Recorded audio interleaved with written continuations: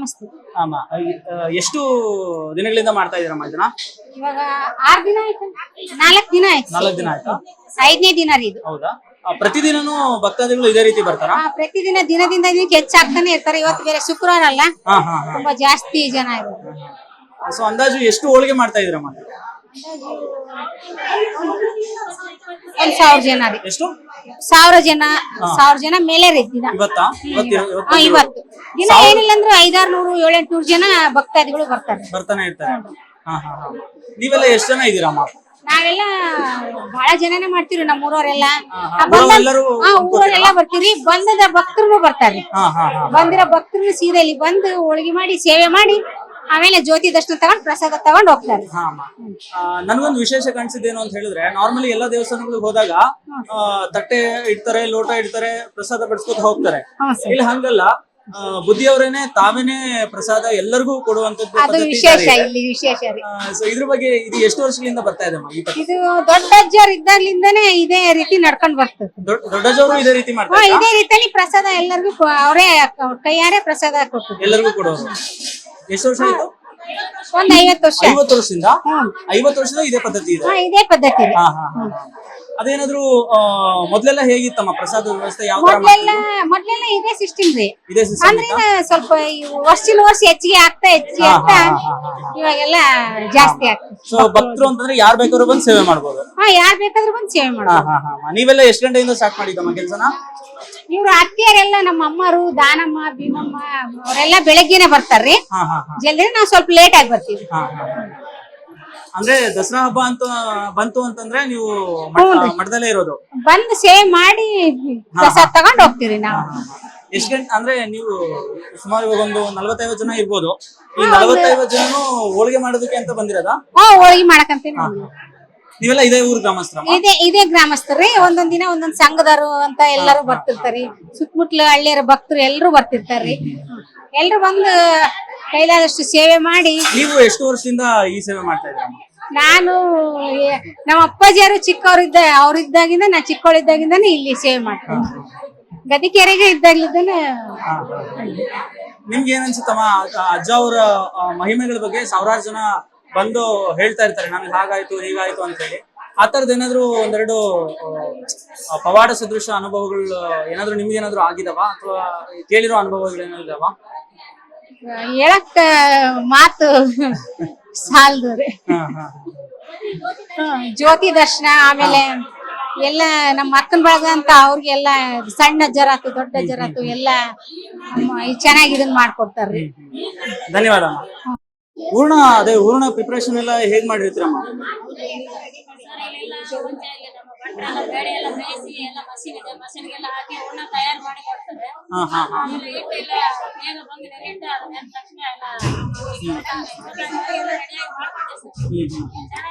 ನೀವು ಇದೇ ಊರು ಗ್ರಾಮಸ್ಥರಮ್ಮ?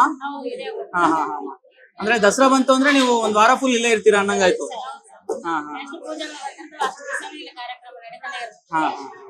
ಧನ್ಯವಾದ.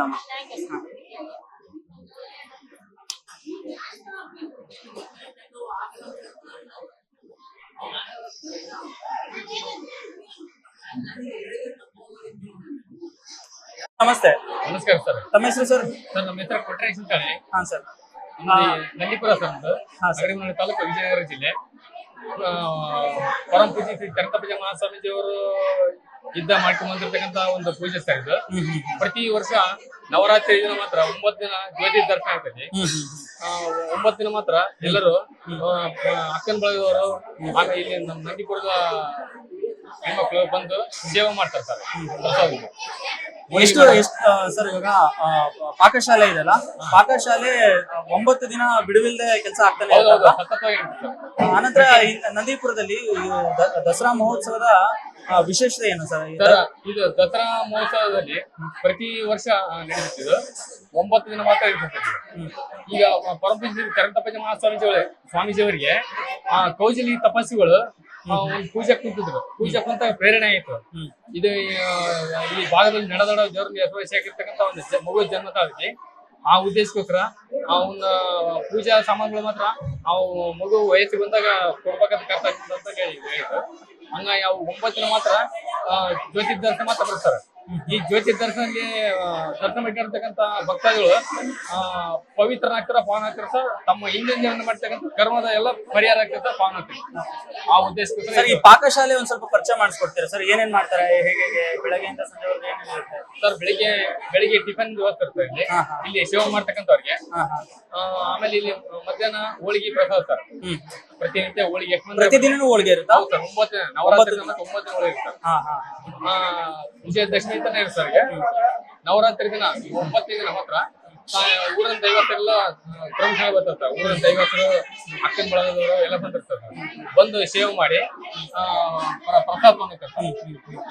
ಅದಾದ್ಮೇಲೆ 15 ದಿನ ಬನ್ನಿ ಬಿಡಿಯ ಕರ್ಕೊಂತಾರೆ. ಬನ್ನಿ ಮಾಂಕಾಯಿ ಅಷ್ಟಾಂಗ ಮೂಡಿದೆ ಅಂತ ಹೇಳಿ 8 ನಾಗಪ್ಪ ಗದ್ದೆ ಸರ್. ಅದು ಪರಮಪೂಜ್ಯ ಚರಂತಪ್ಪಾಜಿ ಮಹಾಸ್ವಾಮೀಜಿ ಅವರು ಬ್ರಾಹ್ಮಿ ಮುಹೂರ್ತದಲ್ಲಿ ಬೆಳಗ್ಗೆ ಮುಂಚೆ 3 ಗಂಟೆಯಿಂದ 6 ಗಂಟೆ ಬ್ರಾಹ್ಮಿ ಮುಹೂರ್ತ. ಆ ಬ್ರಾಹ್ಮಿ ಮುಹೂರ್ತ ಟೈಮಲ್ಲಿ ಅದು ನಕ್ಷತ್ರ ಕುಡಿದಾಗ ಅದನ್ನ ಕೆರೆ ಇಳಿದು ಮಾಡಿರ್ತಕ್ಕಂಥ ಸದಾ ಶಿವ ಆದಿಶಕ್ತಿ ನೆಲೆಸಿರ್ತಕ್ಕಂಥ ಪವಿತ್ರ ಸ್ಥಾನ ಸರ್.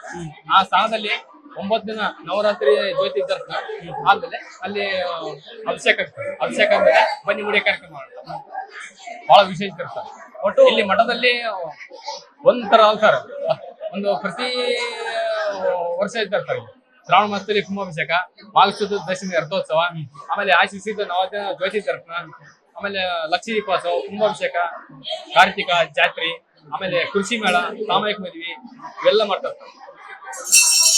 ಚರಂತಪ್ಪಾಜಿ ಅವರು ಗದ್ಗೆ ಇದೆ ಅಲ್ಲ ಸರ್, ಅದು ಎಷ್ಟು ವರ್ಷಗಳಿಂದ ಆಗಿರೋದು ಸರ್? ಸರ್ ಚರಂತಪ್ಪಾಜಿ ಮಹಾಸ್ವಾಮೀಜಿ ಅವರು ಮೊದಲಿಗೆ ಪೋಸ್ಟ್ ಮಾಸ್ಟರ್ ಇದ್ರು. ಗದ್ದಿಕೆರೆ ಪೋಸ್ಟ್ ಮಾಸ್ಟರ್ ಇದ್ರು. ಅವರು ಸೈಕಲ್ ತಗೊಂಡ್ ಹೋಗ್ತಿದ್ರು. ಹೋಗೋ ಹೊತ್ನಾಗ ಬ್ಯಾಸಿಗೆ ಟೈಮ್ನಾಗ ನೀರ್ ಹಿಡಿಕತ್ತ. ಇಲ್ಲಿ ಗೌರ್ಮೆಂಟ್ ವತಿಯಿಂದ ಉಳ್ಕೊಂಡಿರ್ತಕ್ಕಂಥ ನಿರಾಶ್ರಿತರಿಗೆ ಗೌರ್ಮೆಂಟ್ ಒಂದು ಬಾವಿ ತಕ್ಕೊಡುತ್ತೆ. ಆ ಬಾವಿಯಲ್ಲಿ ನೀರ್ ಸೇರ್ಕೊಂಡ್ ತಗೊಂಡ್ರು. ನೀರ್ ಹಿಡಿಕೈತಿ, ನೀರ್ ತೊಗೊಂಬ ಅಂತಂದ್ರು. ತೊಗೊಂಬಂದ್ಮೇಲೆ ಅವು ಅಕ್ಕಪಕ್ಕ ತೊಗೊಂಬಂದು ನೀರ್ ಸೇರ್ಕೊಟ್ರೆ ಭಕ್ತಗಳೆಲ್ಲ ಇಲ್ಲಿ ಇರ್ತಕ್ಕಂಥ ಕೆಲವು ಭಕ್ತಗಳು ಇಲ್ಲಿ ಕೂತಾಡ್ರ ಅಂತ ಕೇಳಿದ್ರು. ಇಲ್ಲಪ್ಪ ಅಲ್ಲಿ ಕುಂದರದಲ್ಲ, ನಾನು ಕುಂತರಿಂದ ಪವಿತ್ರ ತಪ್ಪ ಅಂತ. ಆ ಉದ್ದೇಶಕ್ಕೋಸ್ಕರ ನೀರು ಸೇರ್ಕೊಡ್ರಿ ಅಂತ ಅವ್ರು ನೀರು ಸೇರಿ ಕೊಟ್ಟಿರ್ತಕ್ಕಂಥ ನೀರನ್ನ ಹೆಚ್ಚು ಕುಡಿದ್ರು. ಉಳಿದಿರ್ತಕ್ಕಂಥ ನೀರನ್ನ ತಗೊಂಡ್ರು. ಇದನ್ನ ನೆನಪಿಟ್ಕೊಳ್ರಪ್ಪ, ಮುಂದೆ ಜಗತ್ ಸಂರಕ್ಷಣೆ ಮಾಡಕ್ಕೆ ನಾನು ಅದ್ದು ಬರ್ತಾನ. ಬಂದ ಸಣ್ಣ ಪುಟ್ಟ ಸಮಸ್ಯೆ ಎಲ್ಲ ಬಗೆಹರಿಸಿ ಕಾಪಾಡ್ತಾನ. ಸರಿ ಆಯ್ತು ಅಂತ ಗುರ್ತಿಟ್ಕೊಂಡ್ರು. ಅದಾದ್ಮೇಲೆ 9-10 ದಿನ ಆದ್ಮೇಲೆ ಒಂದು ಬಿಲ್ಲರ್ ಉತ್ಸವ ಉದ್ಭವ ಆಗ್ತದೆ. ನಂದಿಪುರದಲ್ಲಿ ದೊಡ್ಡ ಇದೆ ಅಂತ ಬೆಲ್ಪತ್ರೆ ಗಿಡ. ಅದು ಬೆಲ್ಪತ್ರೆ ಗಿಡದಲ್ಲಿ ಪ್ರತಿ ವರ್ಷ ಕಾಯಿ ಬಿಡುತ್ತಾರೆ. ಆ ಕಾಯಿ ಹೊಡೆದಿನಪ್ಪ ಒಂದು ಬೀಸಿಂದ ಇರಲ್ಲ. ಅಂದ್ರ ವಿಶೇಷ ಏನಂದ್ರ ಆ ಪರಮಪೂಜ್ಯ ಚರಂತಪ್ಪಾಜಿ ಮಹಾಸ್ವಾಮೀಜಿ ಅವರ ಸಂಕಲ್ಪ ಮಾಡಿ ಬೆಳೆಸಿರ್ತಕ್ಕಂಥ ಪವಿತ್ರ ಸ್ಥಾನ ತರ. ಸಣ್ಣ ಪುಟ್ಟ ಏನೋ ಸಮಸ್ಯೆ ಇದ್ರು ಅದನ್ನ ಬಿಡ್ಕೊಂಡಿರ್ತಾಕ ಎಲ್ಲ ಬಗೆಯಿರ್ತಾವ, ಪಾವನ ಮಾಡ್ತಿರ್ತಾವ. ಇದು ಚರಂತಪ್ಪಾಜಿ ಅವರ ಚರಿತ್ರೆ. ನಾವು ಚರಂತಪ್ಪಾಜಿ ಅವರ ಮಗ ಸರ್. ನಾನು ಚರಂತಪ್ಪಾಜಿ ಅವರಿಗೆ 2 ಕುಟುಂಬ ಸರ್. 2 ಕುಟುಂಬ, ಆಮೇಲೆ 21 ಮಕ್ಕಳು, ಆಮೇಲೆ ಮಕ್ಕಳು ಮೊಮ್ಮಕ್ಕಳು, ಬಂಧು ಬಳಗ, ಕಳ್ಳು ಬಳಿ ಬೇಕಾದಷ್ಟು ಇರ್ತಾರೆ.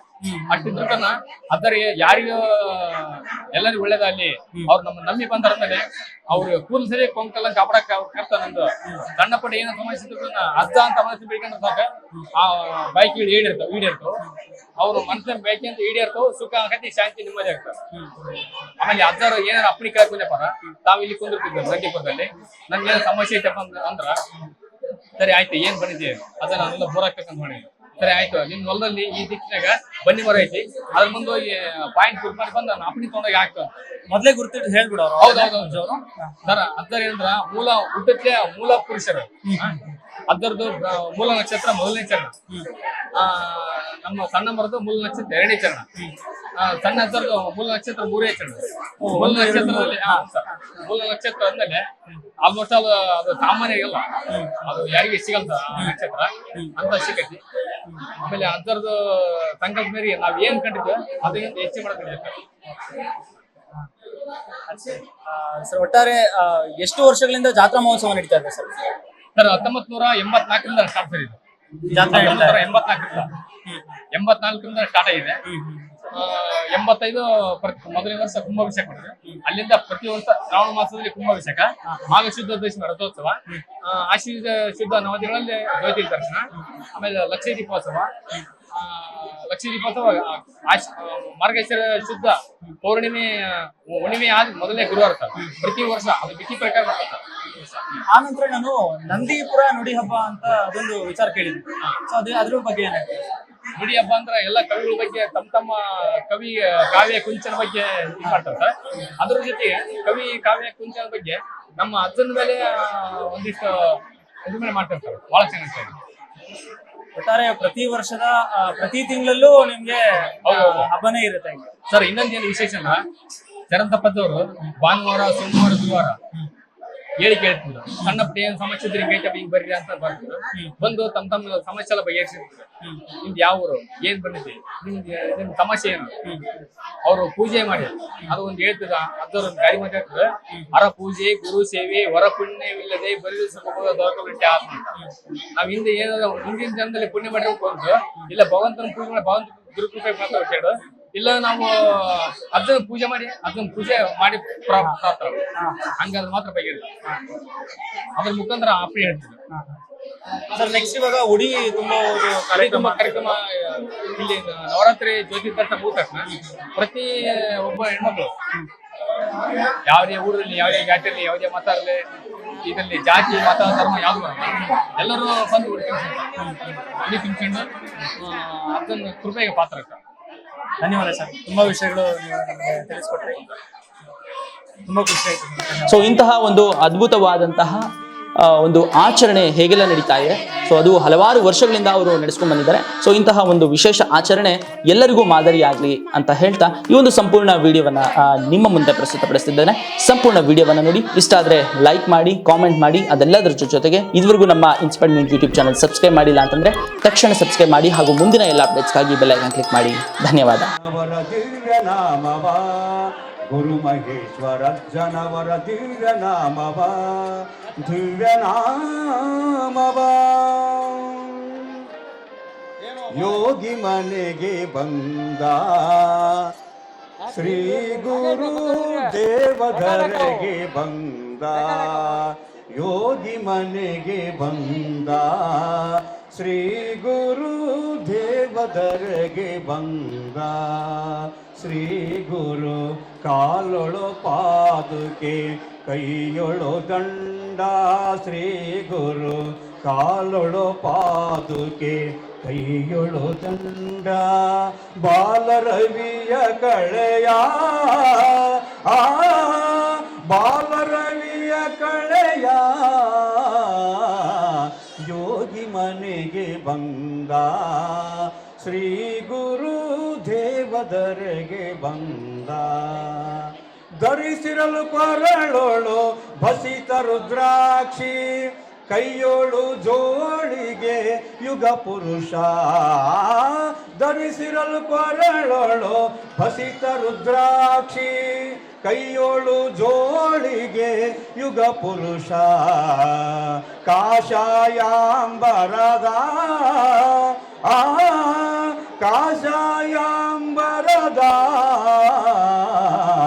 ಯೋಗಿ ಮನೆಗೆ ಬಂದ ಶ್ರೀ ಗುರು ದೇವಧರೆಗೆ ಬಂದ. ಮಸ್ತಕದೊಳು ಜಡೆ ಶೋಭಿಸುವಲ್ಲಿ, ಕಸ್ತೂರಿ ಚಂದನ ತಿಲಕ ಹಣೆಯಲ್ಲೇ. ಮಸ್ತಕದೊಳು ಜಡೆ ಶೋಭಿಸುವಲ್ಲಿ, ಕಸ್ತೂರಿ ಚಂದನ ತಿಲಕ ಹಣೆಯಲ್ಲೇ. ವಿಸ್ತಾರನಗೆ ಮೊಗದ ವಿಸ್ತಾರನಗೆ ಮೊಗದ ಯೋಗಿ ಮನೆಗೆ ಬಂದ ಶ್ರೀ ಗುರು ದೇವಧರೆಗೆ ಬಂದ. ಶೃಂಗಾರದ ಪುರ ನಂದಿಪುರ ಕ್ಷೇತ್ರದೋಳು ಮಂಗಳ ಕೋರುವ ಗುರು ಚರಂತೇಶ್ವರ. ಶೃಂಗಾರದ ಪುರ ನಂದಿಪುರ ಕ್ಷೇತ್ರದೋಳು ಮಂಗಳ ಕೋರುವ ಗುರು ಚರಂತೇಶ್ವರ. ಪರಮ ಪುರುಷರಿವರು ಪರಮ ಪುರುಷರಿವರು ಯೋಗಿ ಮನೆಗೆ ಬಂದ ಶ್ರೀ ಗುರು ದೇವಧರೆಗೆ ಬಂದ. ಶ್ರೀ ಗುರು ಕಾಲೊಳು ಪಾದುಕೆ ಕೈಯೊಳು ದಂಡ ಶ್ರೀ ಗುರು ಕಾಲೊಳು ಪಾದುಕೆ ಕೈಯೊಳು ದಂಡ ಬಾಲರವಿಯ ಕಳೆಯ ಬಾಲರವಿಯ ಕಳೆಯ ಯೋಗಿ ಮನೆಗೆ ಬಂದ ಶ್ರೀ ಗುರು ದೇವದರೆಗೆ ಬಂದ ಯೋಗಿ ಮನೆಗೆ ಬಂದ ಯೋಗಿ ಮನೆಗೆ ಬಂದ ಶ್ರೀ ಗುರು ದೇವದರೆಗೆ ಬಂದ ಧರಿಸಿರಲು ಕೊರಳೊಳು ಹಸಿತ ರುದ್ರಾಕ್ಷಿ ಕೈಯೋಳು ಜೋಡಿಗೆ ಯುಗ ಪುರುಷ ಧರಿಸಿರಲು ಕೊರಳೊಳು ಹಸಿತ ರುದ್ರಾಕ್ಷಿ ಕೈಯೋಳು ಜೋಡಿಗೆ ಯುಗ ಪುರುಷ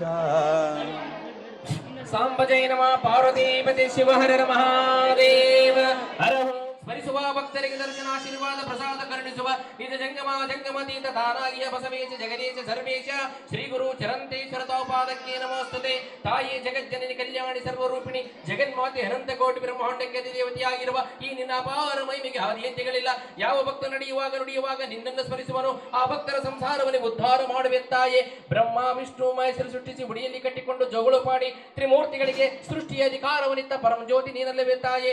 ನಿನ್ನ ನೆನೆಯುವ ಭಕ್ತವೃಂದದ ಮಸ್ತಕದ ಮೇಲೆ ನಿನ್ನ ವರದಸ್ತ ಸದಾಕಾಲ ಶ್ರೀರಕ್ಷಿಯಾಗಲಿ ತಾಯೇ. ವಾಗರ್ತವಿದ ಸಂಪ್ರತ್ಯೋ ಭಾಗರ್ಥ ಪ್ರತಿಪತಿ ಜಗದ ಪಿತರಂದೇ ಪಾರ್ವತಿ ಪರಮೇಶ್ವರ ಸಾಂಬ ಜೈ ನಮಃ ಪಾರ್ವತಿ ಶಿವ ಹರ ಹರ ಮಹಾದೇವ ಶ್ರೀ ಗುರು ಗಣಬಸವೇಶ್ವರ ಮಹಾರಾಜ ಕಿ ವರಗುರು ಚರಂತೇಶ್ವರ ಮಹಾರಾಜ ಕಿ ರಾಜರಾಜೇಶ್ವರಿ ಮಾತಾ ಕಿ ಶ್ರೀ ಗುರು ಮಹೇಶ್ವರ ಶಿವಾಚಾರ್ಯ ಮಹಾರಾಜ ಕಿ ಸಾಂಬ ಜೈ ನಮಃ ಪಾರ್ವತಿ ಶಿವ ಹರ ಮಹಾದೇವ. ಎಲ್ಲರೂ ಪ್ರಸಾದವನ್ನು ಸ್ವೀಕರಿಸಕ್ಕಾಗಿ ವಿನಂತಿ ಮಾಡಿಕೊಡ್ತೀವಿ.